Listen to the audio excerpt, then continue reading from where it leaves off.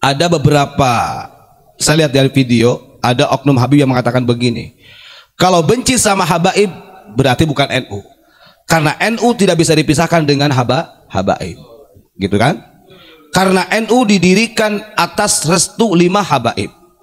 Ini sudah di cross check, artinya pernyataan itu tidak benar. Tapi kalau hal menghormati, artinya menghargai, bukan hanya kepada para habaib, kepada siapapun. Dari dulu juga ulama-ulama kita itu Masya Allah sangat legowo dengan kehadirannya dari Ba'alawi. Jadi jangan salah paham ketika kita sampaikan, wah ini para pembegal nasab ini benci sama Habib. Tidak. Siapa yang benci sama habaib? Justru para habaib harusnya berterima kasih. Pada tahun 1992 sama 1993, Ketua MUI Majelis Ulama Indonesia pada tahun itu Kiai Haji kalau gak salah itu Bisri, Muhammad Bisri ada waktu itu beliau pernah memberikan fatwa begini, tidak ada, artinya menafikan klan Ba'alawi pada waktu itu. Sehingga ini muncul, coba buka aja di media banyak terus. Itu yang membela siapa? Gus Dur. Kenapa Gus Dur membela? Karena Gus Dur melihat ukhwatul basyariyah, bukan dari Ba'alawinya, melihat ukhwatul basyariyahnya. Wong kita sama-sama manusia harus dihargai. Karena di Indonesia itu dulu kan ada suku Arab, ada suku Melayu, kan begitu.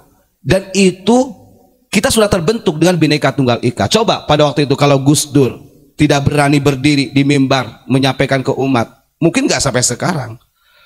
Walaupun pada akhirnya Gus Dur sendiri dimusuhi oleh para habaib. Ada oknum Habib lah yang memusuhi Gus Dur, dipicek-picekkan, dibuta-butakan mata hatinya.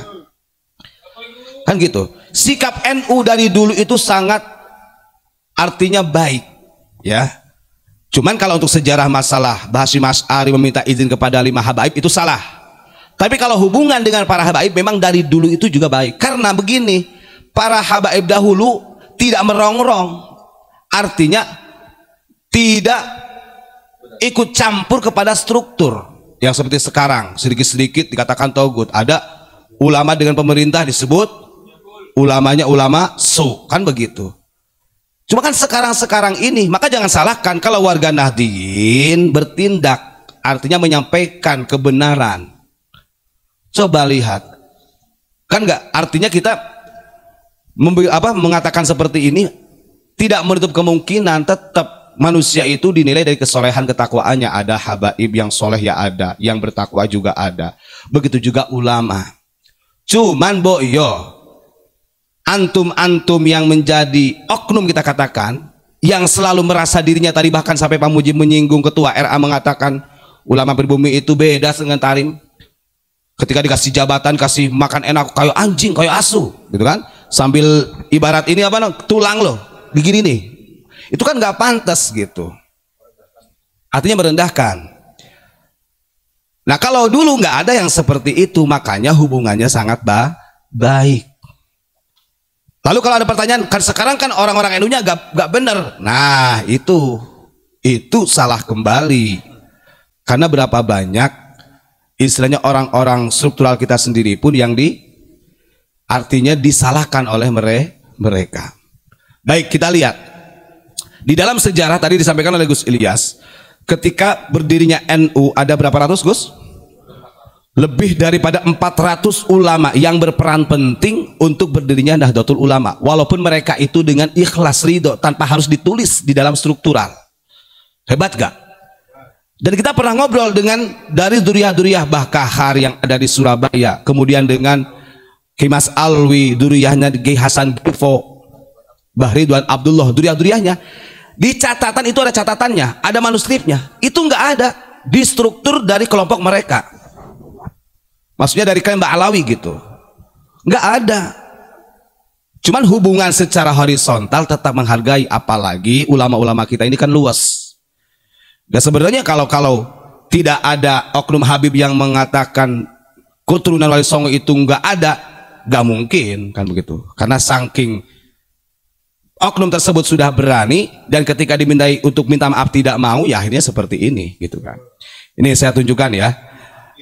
Ada, sebelum saya bacakan nanti dari Ahlussunnah Jamaah nih, kepengurusan pertama NU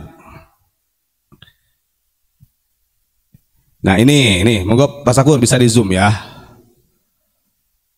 Nanti saya bacakan. Nanti dikiranya ada dari kelompok mereka yang ada di struktur pertama kali. Gitu ya. Oke. Kelihatan nggak Bapak Rois, Profesor Rois? Nah kita ngomong kayak gini jangan dikira wah ini mah pembenci Habib. Kata siapa? Saya bilang 2014 para habaib loh datang kepada Abu Yamamah Ghufron. Aneh ini orang kadang-kadang kan salah paham. Kita ingin meluruskan. Nih kepengurusan Suriah ya, muassis pertama yang ditulis dalam struktur pertama gitu maksudnya PBNU ya.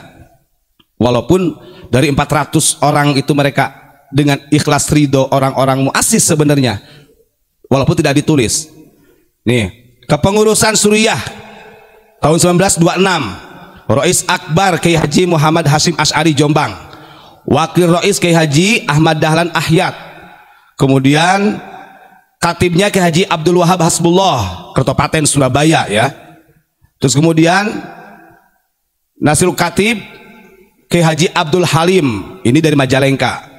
Terus awamnya Kiai Haji Mas Alwi bin Abdul Aziz Surabaya, Kiai Haji Ridwan Abdullah Surabaya, Kiai Haji Amin Abdul Syukur Surabaya, Kiai Haji Amin Prambanan Surabaya, Kiai Haji Said Surabaya, Kiai Haji Nahrawi Thohir Surabaya, Kiai Haji Hasbullah Surabaya, Kiai Haji Syarif Surabaya, Kiai Haji Nawawi Amin Surabaya, Kiai Haji Bisri Samsuri Jombang, Kiai Haji Abdul Hamid Jombang, Kiai Haji Abdul Ubaid Surabaya, Kiai Haji Dahlan Abdul Kahar Mojokerto, Kiai Haji Abdul Majid Surabaya, Kiai Haji Masuri Lasem.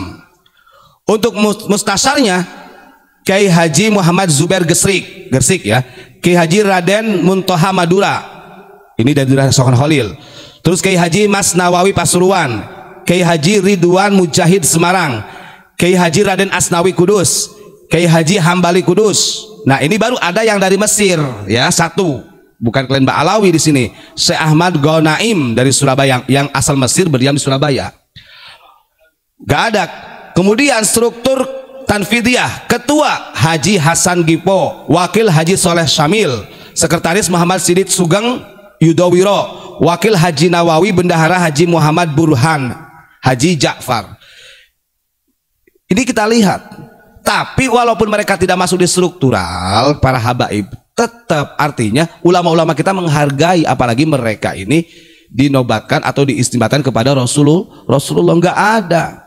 Jadi nggak usah ngomong kalau ada orang benci sama Habib itu bukan NU, nggak usah kayak gitu, nggak usah diajarin kayak gitu. Orang Nahdiyin itu masalah menghormati, jangankan kepada dzurriyyah Nabi, kepada orang-orang yang biasa saja sangat menghormati. Laisa minna lam yujilla kabirona walam wayarham sogirona, itu udah jelas. Kanjeng Nabi itu kan begitu, memerintahkannya begitu. Tidak tergolong umatku kalau seseorang tersebut tidak bisa menghargai orang yang besar, mengasihi orang yang kecil. Ini perintahnya untuk siapa saja, bukan hanya untuk dzurriyyah Nabi. Di dalam kitab Risalah Sunnah wal Jamaah untuk Qaunun Asasi yang ditulis oleh Kiai Haji Hashim Asy'ari, Hadratus Syekh Hashim Asy'ari, beliau menukil dari sabda Nabi Muhammad Sallallahu Alaihi Wasallam.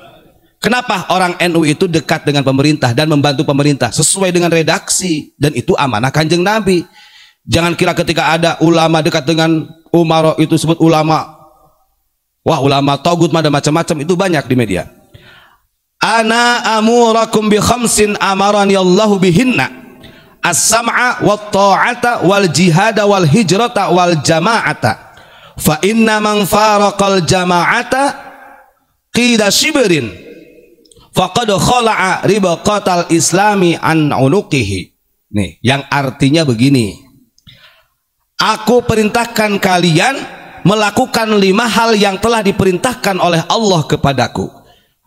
Jadi Kanjeng Nabi menyampaikan ini karena dasar perintah dari Allah. Kanjeng Nabi diperintah oleh Allah, kemudian kita sebagai umatnya diperintah oleh Kanjeng Nabi. Makanya sampai kapanpun NU akan besar.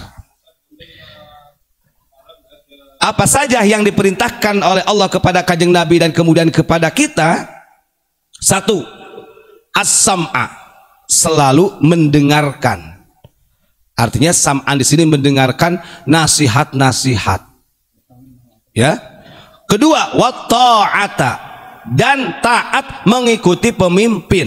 Di dalam risalah Ahlussunnah wal Jamaah, pemimpin di sini termasuk ulil amri yang disampaikan Pak Mujib tadi.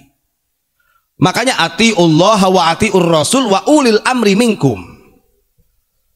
Ini kan sudah dijelaskan di dalam kitab Ihya. Artinya 3 komponen dalam negara, rakyat, umara, ulama, ini harus kerjasama. Puncaknya keberhasilan suatu negara atau tidak ini ada di ulama. Kalau umaronya tidak didampingi ulama, bagaimana negara? Kan begitu. Makanya wa atiur rasuli wa atiur rasul wa ulil amri, kan begitu. Itu namanya taat. Wal jihad dan berjihad. Yang ketiga jihad. Ingat, jihad yang dimaksud oleh Kiai Haji Hasyim Asy'ari di dalam risalah Ahlussunnah wal Jamaah bukan hanya jihad perang, bosku, paham nggak? Bukan ketika ada pemerintah ada suatu kesalahan kemudian di demo dicaci maki, bukan.